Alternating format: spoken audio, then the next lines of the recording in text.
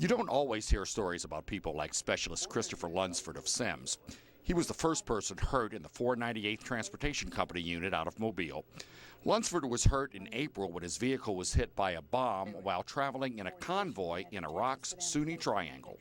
And he received a brain contusion and a deep pressed skull fracture. He's received two surgeries since the accident happened. In fact, support group members say of the 140 people serving in the unit, 12 have been wounded, 3 just a couple of weeks ago in this attack. But group members say people here at home haven't heard a lot about their husbands and children. Honestly, I think a lot of people in Mobile prefer not to hear these stories. These people are teachers, coaches, nurses, students, and they're your neighbors. And you do not see them mentioned anywhere. Robin Frost's husband, Staff Sergeant Roger Frost, serves in the 498th and has seen the horrors of war.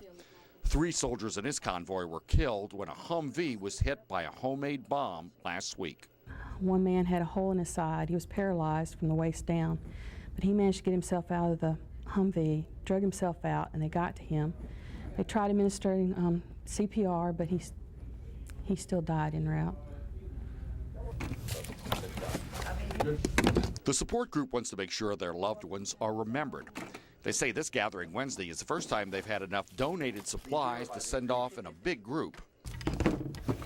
Most of our supplies are sent by family members on our own. The expense is the families. What do they send?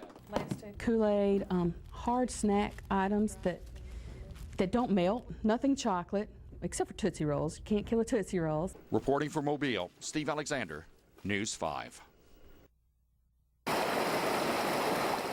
Looks can be very deceiving. For instance, you might think this is a river or lake.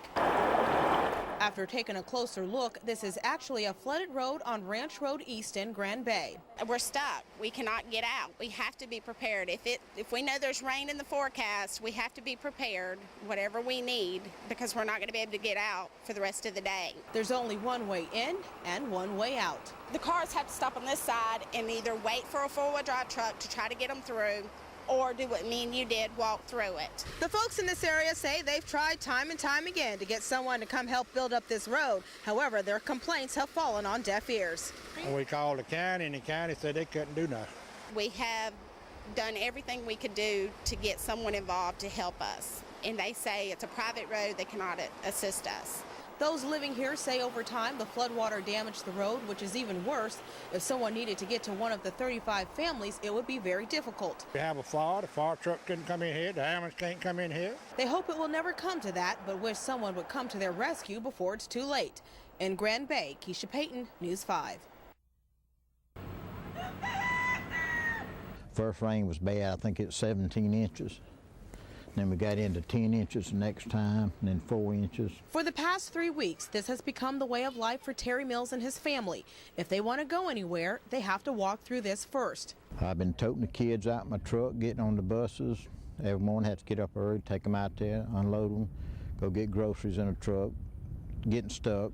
Brian Blanchard says after the recent heavy rains, he's received at least 3 feet of water in his front yard. But that was weeks ago, and the water is still here. This has amazed everyone. It's like a tourist attraction, I guess. I mean, really, they just can't believe that it's still here, really. They stop by and look, and I'm sure they're in amazement that it hadn't gone down as quick as they would think it would. Since the beginning of April, the water has been taking its sweet time going down, making it a real inconvenience. But help has finally arrived. Well, being in the position it's in right now, it's just like a large bowl, and this is the very bottom of that bowl, and the water has nowhere to go. The ground's saturated, so we had to physically remove the water. To drain all of this water, volunteer firefighters are starting with this pump where they've connected several hoses that stretch for about half a mile. Ending here, where about 3,000 gallons of water per hour are being dumped in this wooded area. Eventually, we hope it's going to go into a little feeder creek that goes into one of the bigger creeks. You're taking it 5, 6, 7, 10, 100 times the dose that you're getting, just wired up. You don't know what you're doing. The central nervous system is just reacting, and you're just crazy. Pharmacist Donald Ponquinet knows all too well about the problems of meth in our area.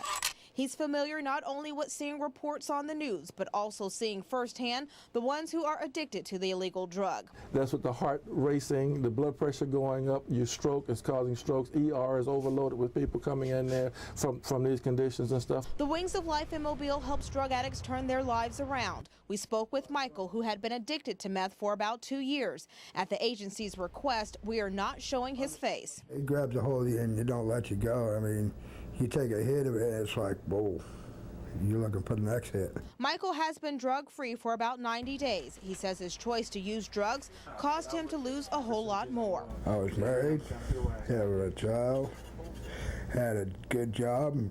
Me and my brother-in-law was in business together, so I had 2 incomes coming. I had almost $2,000 a week coming in. Sean Hornacek is thanking a court order and his newfound faith in God for saving his life. For almost 3 months, he's been here at the Mission of Hope, recovering from his addiction to meth. The chemicals that's in it, it's definitely destroys you. It's a poison. Hornacek says users fail to realize the damage that putting poisonous chemicals in their bodies can really do. I've seen people that's been on it a while get sores all over their body, and as far as they're taking care of themselves, not brushing their teeth, stuff like that.